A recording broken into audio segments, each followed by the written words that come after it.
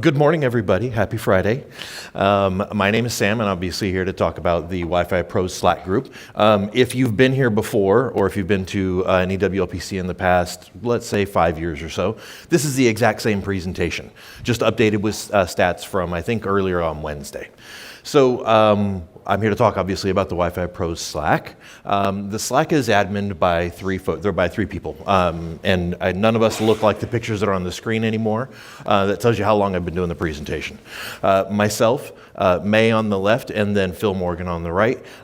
These are the folks who help run the Slack group when we run into challenges or invite folks. But these are the folks that if you have any troubles in the Slack group, you're going to want to talk to us. So, first things first, what the heck is Slack? All right.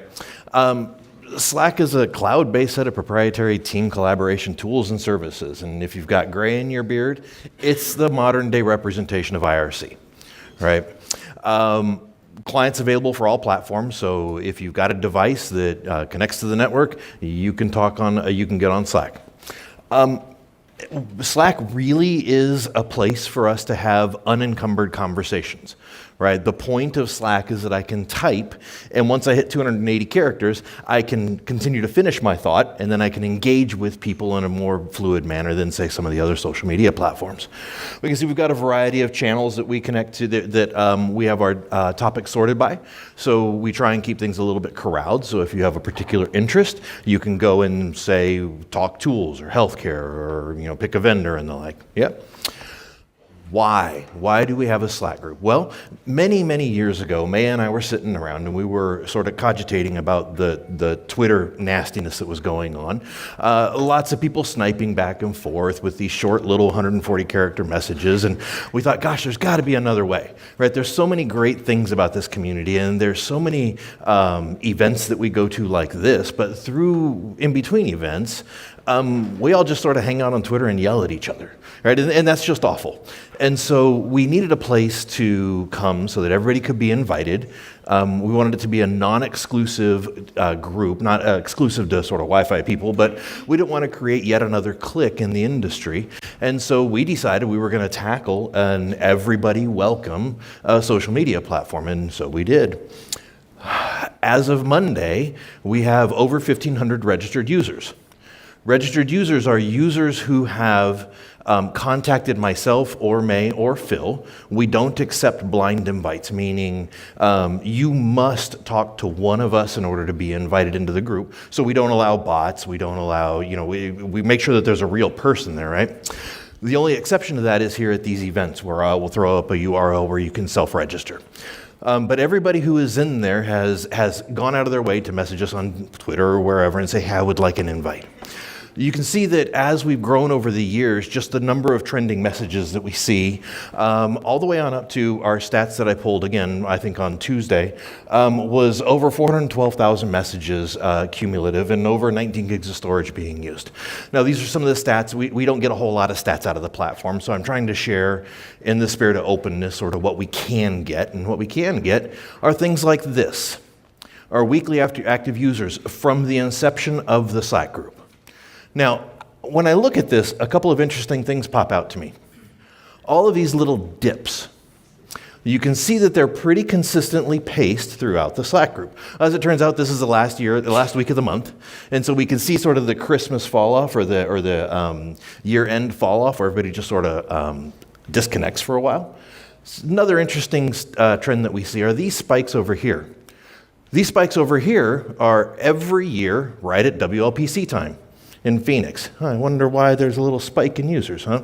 And I don't know what happened over here, but for some reason this year there wasn't a big spike.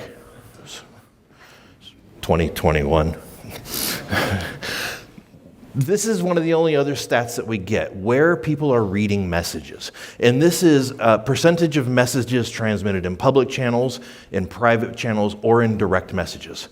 And so what this tells us is that people are using the platform primarily for public channel messaging, right? So primarily people are reading the public messages that are being sent. And we have a lot of folks who are lurking, because when we compare where people are reading messages as opposed to where people are sending messages, it's a little bit of a messy picture, right? So we see a lot of variation in where people are sending messages as opposed to where people are reading them, right? So interesting stats, take them for what you will. How can I join? So again, we don't do any proxy invites, meaning, hey, Bob's a member of the Slack group, and he says, hey, my friend Mary wants in, here's her email address, send her an invite. We don't do that at all. You must contact one of us. Contact us over Twitter, my DMs are open. You can email us, admin at the wifiproslack.com. Send us smoke signals. I don't care, flag me down in the hallway, I'll pull out my phone, you can type in your email address, and then you can get an invite. Doesn't matter, just talk to one of us.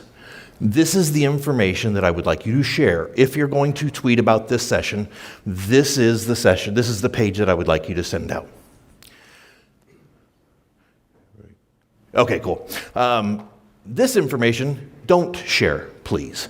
It is for WLPC attendees only, meaning the people in this room. Today, this week only, you can go to this URL, tinyurl.com/WLPC Prague 2023, and that will auto allow you into the Slack group.